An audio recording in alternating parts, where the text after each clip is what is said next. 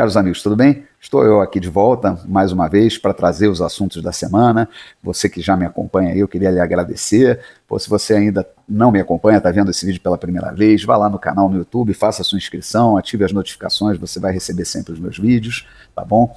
E é isso, eu estou juntando aí essas informações da semana, né? Muita coisa aconteceu, muita novidade, tento condensar ao máximo, trazer uma opinião para vocês, para exatamente com informação, opinião, vocês também informarem a sua opinião, né? Afinal de contas é importante a gente entender o que está acontecendo hoje. Se você puder ainda, compartilhe esse vídeo, fale com os amigos, ajude esse canal a crescer, tá bom? Dito isso, vamos aos principais assuntos da semana.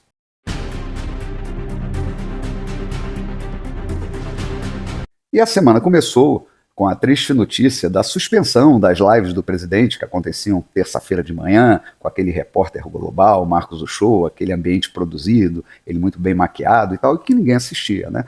E qual foi o motivo? Foi a baixa audiência? Não. Foi por determinação do Tribunal de Contas da União por suspeita de irregularidades. Ora, quem poderia suspeitar de algo assim vindo desse governo? Pois é.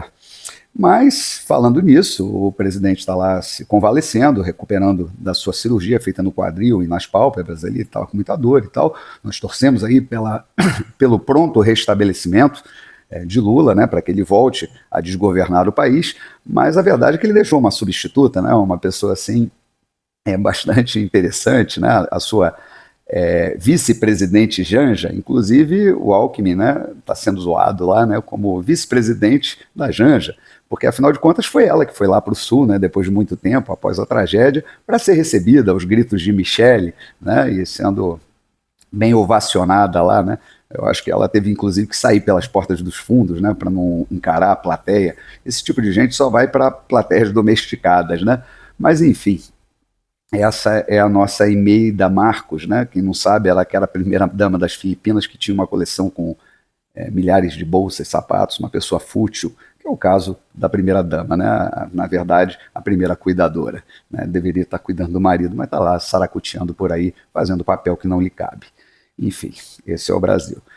E, bom, fomos surpreendidos também com uma notícia curiosa, no mínimo, né? Que foi dado uma suspensão de uma prisão preventiva do Marcola, né? Na verdade, não foi renovada essa prisão preventiva, o que as pessoas no primeiro momento acharam que ele ia ser solto, pelo menos foi o que eu acreditei, mas na verdade não, é mais uma dessas maluquices do nosso sistema.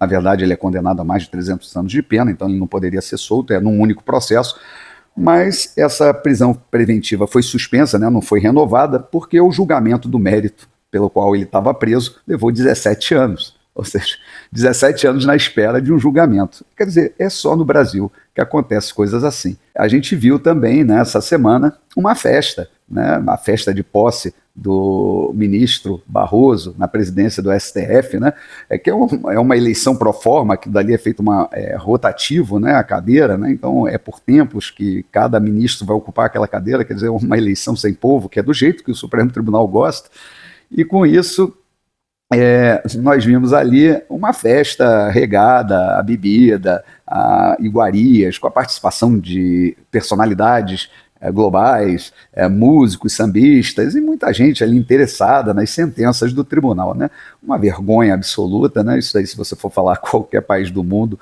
esse tipo de evento bancado lá por uma associação de magistrados, quer dizer, uma coisa completamente louca, né, e que não cabe na liturgia do cargo, né, mas isso também já foi para as favas, né, afinal de contas, o Supremo não está interessado em aparentar nada, né, ele já está ali naquela situação que se diz defensor da Constituição, que essa semana completou 35 anos, e que nós, brasileiros, né, não temos muito o que comemorar se for depender das decisões recentes daquele tribunal, que realmente virou um ativismo completo. Ativismo esse, né, que está provocando reações, né, no Congresso Nacional. Essa semana segue o Congresso em obstrução, né, em protesto, né, obstruindo as pautas do governo. O Lula, mesmo com a cirurgia, ele vai ganhar aquele apelido talvez de pato manco, né? Eu não sei se tem algum bichinho aí do PT, mas lá nos Estados Unidos, né, o presidente que não consegue ter maioria no Congresso, ele tem o seu mandato, né, com o apelido de pato manco. Aqui o Lula já está manco mesmo, vai ver, não sei, vai ser o Lula manco, né? Enfim, tá difícil.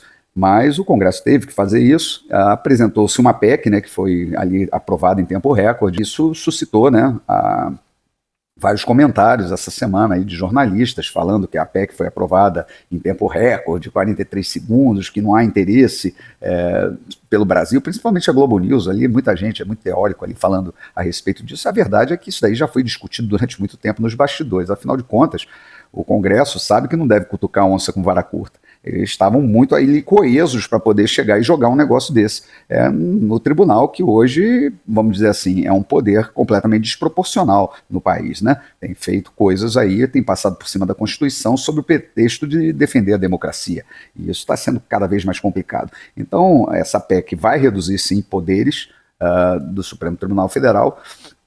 É importante que reduza, tenha outras medidas, né? Eu acho que ali deveria ser um tribunal constitucional, não é um tribunal recursal, então aqueles recursos, né, de ações civis e criminais deveriam terminar no STJ, né, nunca subir para o Supremo. Ali o STJ deveria ser a última instância. Com isso a gente acabaria com o balcão de negócios do Supremo Tribunal Federal, que hoje envolve inclusive parentes que podem advogar ali, inclusive parentes de primeiro grau, né, podem através dos seus escritórios ou através da sua carteirinha da OAB ir lá apresentar ações no Supremo e defender essas ações. Bom, se isso não é um balcão de negócio, não sei o que é, né?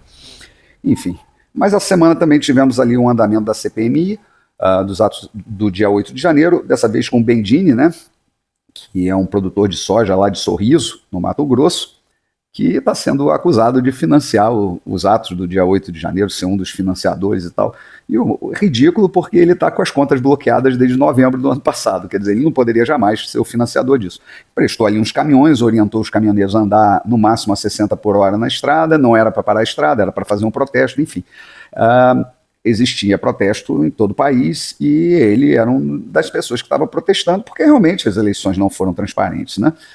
E isso é um grande problema e continua sendo um grande problema. Essa semana o TSE abriu lá a questão das urnas, né, para que haja aquela a fiscalização pública, né, do código-fonte, etc., deixou aberto, mas esse não é o problema. O problema é realmente a falta de transparência e a impossibilidade de auditar um equipamento eletrônico, porque na verdade você não tem ali a contagem pública do voto, não é voto a voto. O que é feito é uma totalização por uma máquina que realmente recai suspeita, mas o pior de tudo, ela não é transparente. O que sai do boletim ali é o somatório, não é voto a voto. Então isso é complicado, entendeu? A gente fica assim, ainda pasmo como não tomaram nenhuma atitude. É o único país do mundo que tem um sistema como esse, quer dizer, e se orgulha do melhor sistema que tem. Não tem, não é o melhor.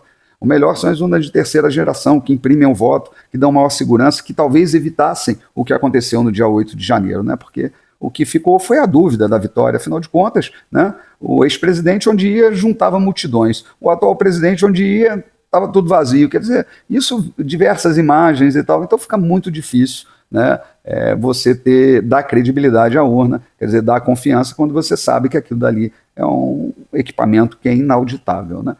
Mas a grande mídia, né, e aí a gente vê muitos deputados que eram a favor do voto impresso, mas por ser de esquerda, anti-bolsonarista, mudaram seu voto, porque o ex-presidente tinha uma posição. Enfim, são os problemas que a gente tem aqui no país, né? Bom, e para encerrar, essa semana, né, nós tivemos aí um fato lamentável, que foi a execução sumária, né, de 3 médicos, né? O atentado foi contra 4, um está ferido, hospitalizado, parece que passa bem, mas 3 não resistiram, foram mais de 32 disparos dados ali, a queima-roupa, quer dizer, num quiosque na beira da praia, na Barra da Tijuca, e veio a se saber, né, que aquilo foi um engano, né? Houve ali essa execução estava encomendada ali contra um chefe de uma milícia que estava num quiosque ao lado, né, mas infelizmente o médico parecia muito fisicamente com ele, né, então ele foi confundido e acontece que esse médico, né, o que era parecido com o miliciano, por coincidência, era irmão da deputada Sâmia Bonfim. Enfim. Bom, aí a gente vê que a Sâmia faz parte de uma corrente, né, que defende muito o bandido, né, dizendo que ele é uma vítima da sociedade, que ele não teve oportunidade, que ele é uma pessoa que nasceu na miséria e por não ter saúde, educação, ele vai para o crime e tal. Isso desconsiderando milhões de pessoas, né, que nascem nas mesmas condições, mas que resolvem ir pelo trabalho, né? Crescer através do trabalho, da forma honesta, vivendo corretamente, respeitando as leis, né? Então, mas para defender esse tipo de criminoso, né, eles têm esse discurso, né, que entra diretamente na ideologia deles.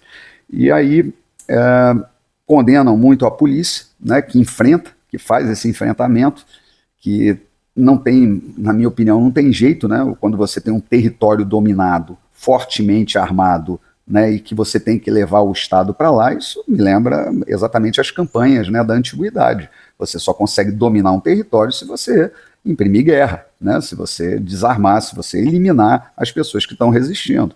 E, na verdade, é isso que está acontecendo no Rio de Janeiro nessa guerra. Não interessa a inteligência, não tem como com inteligência para isso. Você pode, sim, com inteligência, melhorar a situação, inclusive de incursão. Isso não tem a dúvida, mas não tem como evitar o confronto. As pessoas lá dentro estão armadas de fuzil, né? Você pode ali cercar, você pode tentar sufocar financeiramente, você pode fazer uma série de ações, tentar uma incursão mais eficaz, mas de qualquer forma você tem que enfrentar. Só não enfrenta, obviamente, os ministros desse governo, né? Que entram lá em áreas conflagradas, sem segurança, né? A convite, que andam de moto sem capacete, respeitando a lei local, né? A lei do morro, quer dizer, é esse o país que a gente está vivendo, né? Então eu espero agora, né, lamento muito meus sentimentos à deputada, mas que ela repense um pouco, né, sobre isso, né, sobre essa situação que não é só vivida por ela, né, mas por muitos brasileiros, por pais de família, por famílias de policiais que são assim mortos por esse tipo de criminoso. Agora, o que mais assusta, né, em tudo isso é que em menos de 24 horas os assassinos, né, foram encontrados mortos dentro do carro com marcas de tortura. Ou seja, o Tribunal do Tráfico ele já institui o seu poder, né, mostra o seu poder, fazendo a justiça com as próprias mãos. Então, é nesse estado de coisas que a gente se encontra e o Rio de Janeiro refém do crime organizado. Bom, vamos ver o que vai mudar daqui para frente. Eu acho que muito pouco. Era isso que eu tinha para falar para vocês. Um grande abraço e até a próxima.